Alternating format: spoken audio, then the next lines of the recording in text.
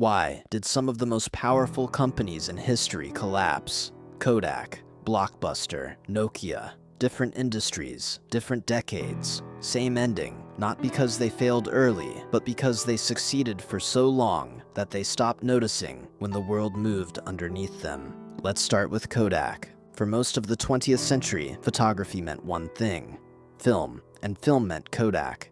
If you wanted to take photos, you bought Kodak film. If you wanted to see those photos, you had the film developed, usually through Kodak's labs or partner stores. Kodak didn't just sell a product, it controlled the whole process.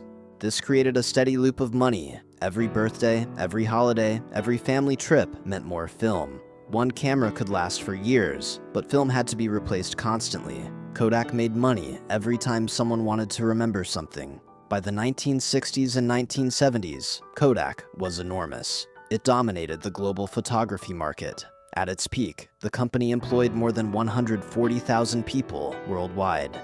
In some years, Kodak controlled close to 90% of the film market in the United States. Inside the company, this dominance shaped how people thought. Kodak didn't describe itself as an imaging company, it described itself as a film company. That was the basis for how budgets were approved, how factories were built, and how careers progressed. In 1975, a young engineer at Kodak named Steven Sasson built something strange. It was a camera that didn't use film. It captured images electronically and stored them digitally on a cassette tape. The image quality was poor. It took over 20 seconds to capture a single photo, but it worked. Sasson showed the camera to Kodak executives. They understood what they were seeing. They understood that digital technology would improve because they had watched technology improve for decades. They also understood the problem immediately. If digital photography became common, people would stop buying film. Film wasn't just one product, it was the center of Kodak's entire system. Film paid for factories, film paid for chemistry labs, film paid for distribution networks and long-term supplier contracts. Film paid for everything. But Kodak didn't shut digital research down. The company kept funding digital projects. Engineers continued working on sensors and storage, but every digital decision had to pass one test. Would this hurt film sales? If the answer was yes, the project slowed down. Inside Kodak, this felt logical. Film sales were still strong through the 1980s, and even into the 1990s. Digital cameras were expensive. They produced low-quality images. Most people still wanted physical photos. There was no sudden crash forcing Kodak to panic. When engineers warned that digital cameras would eventually replace film, leadership didn't deny it. They just treated it as a future problem, something to deal with later. At the same time, other companies didn't have this problem. Sony, Canon, and Nikon didn't depend on film in the same way. They didn't lose money if film sales dropped, because film wasn't their foundation. Every improvement in digital cameras helped them. Meanwhile, computers were becoming normal in homes. Storage got cheaper. Email and the internet made sharing files easier. People slowly stopped expecting photos to be printed. They were fine seeing them on screens. Kodak released digital cameras, but always carefully. Digital was positioned as an extra, not a replacement. The company tried to protect film for as long as possible, because film was still paying the bills. By the time digital photography became the default for consumers in the mid-2000s, Kodak was behind. Its factories, expertise, and cost structure were built for a world that no longer existed. Switching fully to digital would have meant shutting down large parts of the company and admitting that its core business was no longer the future. In 2012, Kodak filed for bankruptcy. Kodak didn't fail because it missed digital photography. It failed because they were so confident in their position as a top company that they couldn't accept change and didn't adapt. Now, look at Blockbuster. Blockbuster was a video rental company. Before streaming, watching a movie at home usually meant driving to a store, renting a VHS tape or DVD, and bringing it back a few days later. Blockbuster stores were everywhere. At its peak, the company operated around 9,000 stores globally. Late fees were a massive source of profit.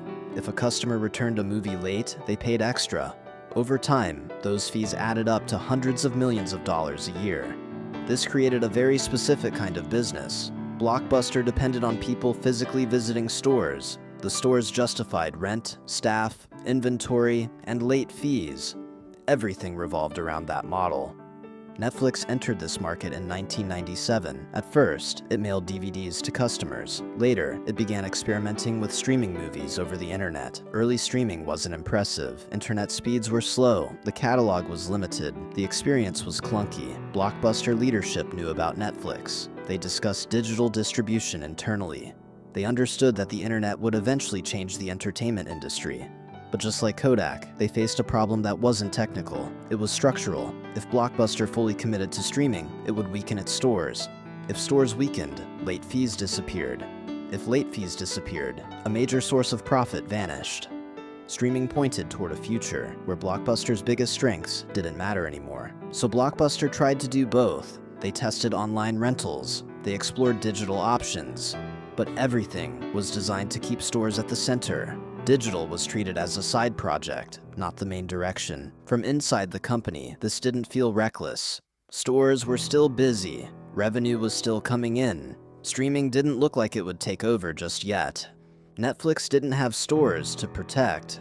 It didn't earn money from late fees. It could focus entirely on improving streaming, even when it wasn't profitable. Every improvement moved it closer to a future Blockbuster was trying to delay.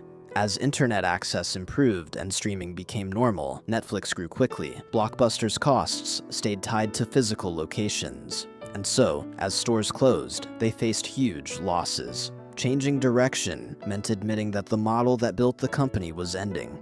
And in the end, it was too late. Blockbuster filed for bankruptcy in 2010.